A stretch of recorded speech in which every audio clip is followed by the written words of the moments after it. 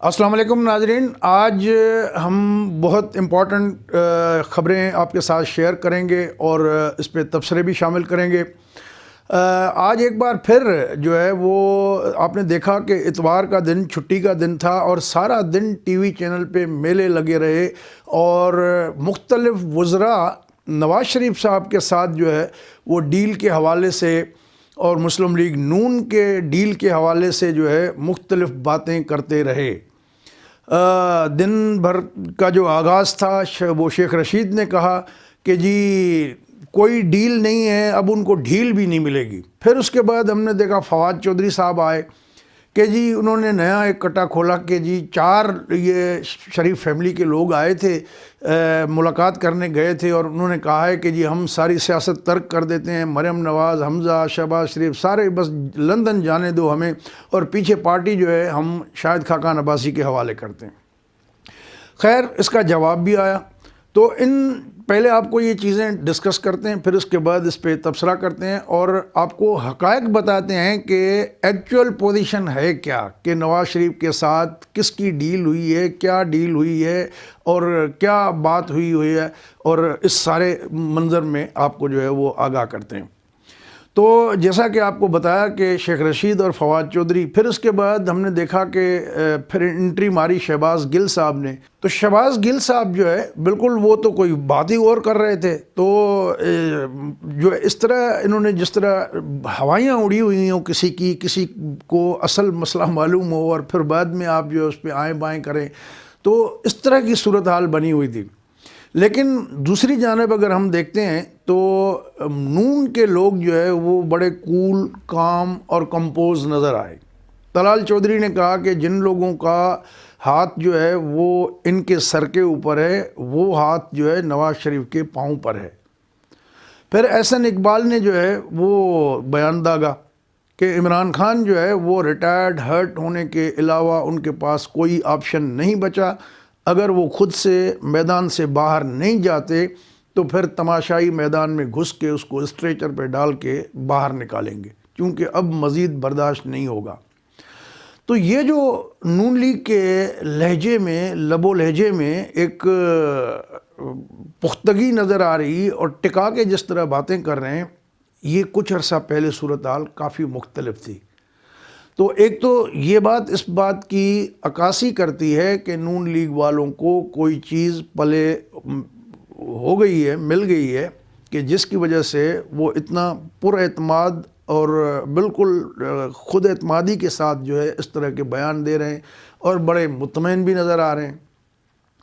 دوسری جانب جب ہم دیکھتے ہیں تو پہلے عمران خان صاحب نے خود کہا تھا کہ یہ 3-4 مہینے اہم ہیں اور اس میں اب دیکھنا کہ کیا ہوتا ہے۔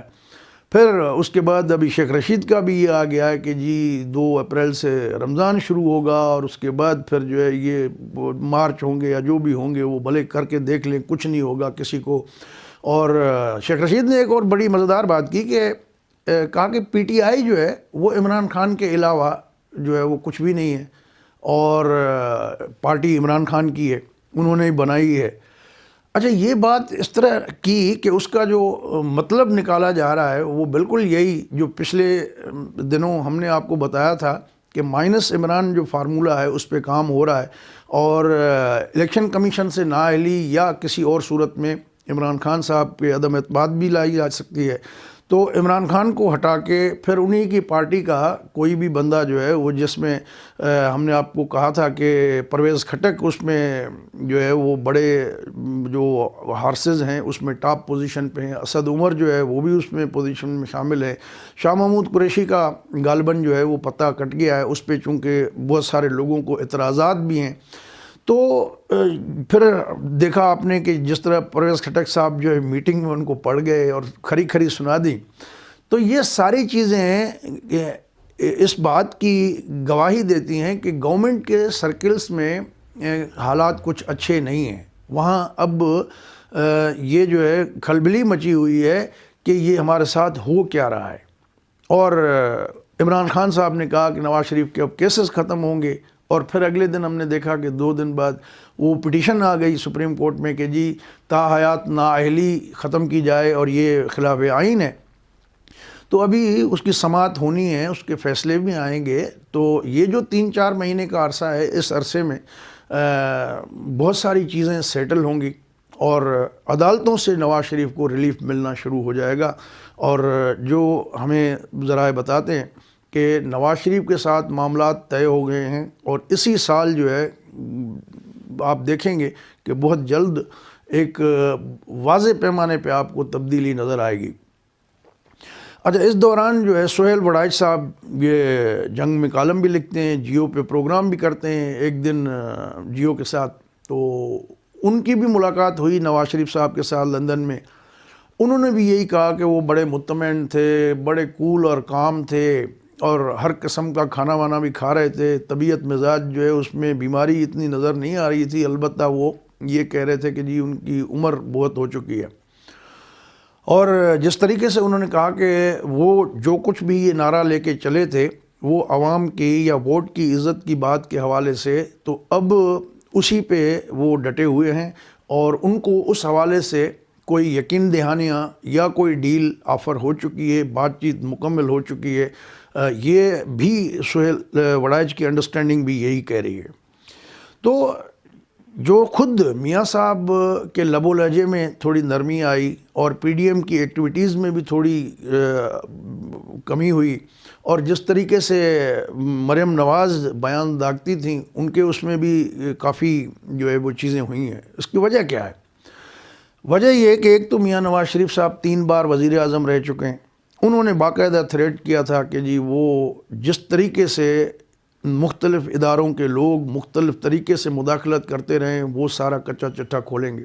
اس میں کچھ آڈیو ٹیپس بھی ہیں، اس میں کچھ ویڈیو پہ ثبوت بھی موجود ہیں. اور پھر آپ نے دیکھا کہ جس طرح ابھی اسلام آباد ہائی کورٹ میں چل رہا ہے، گلگت کے سابق چیف جسٹس جو ہیں وہ ان کے حوالے سے جو ایک الگ سے معاملہ ہے، توہین عدالت کا عدالتی معاملہ ہے، اس پہ مزید ہم بات نہیں کرتے.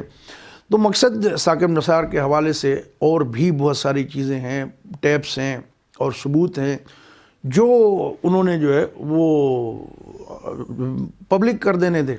تو اس کے بعد پھر یہ معاملات طے ہوئے کہ ٹھیک ہے نواز شریف صاحب کی پارٹی کو چانس ملے گا، وہ بھی خود بھی آئیں گے، الیکشن میں حصہ لیں گے اور پلس جو ہے انتقامی کارروائیاں نہیں ہوں گی. اس حوالے سے بھی ان سے جو ہے وہ کمٹمنٹس لی گئی ہیں.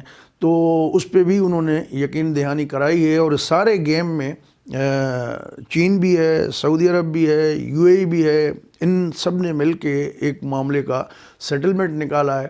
اور یہی وجہ تھی کہ عمران خان صاحب جو ہے وہ ان ایزی فیل کر رہے تھے اور انہوں نے کہا تھا کہ نواز شریف کے کیسز ختم کرائے جا رہے ہیں.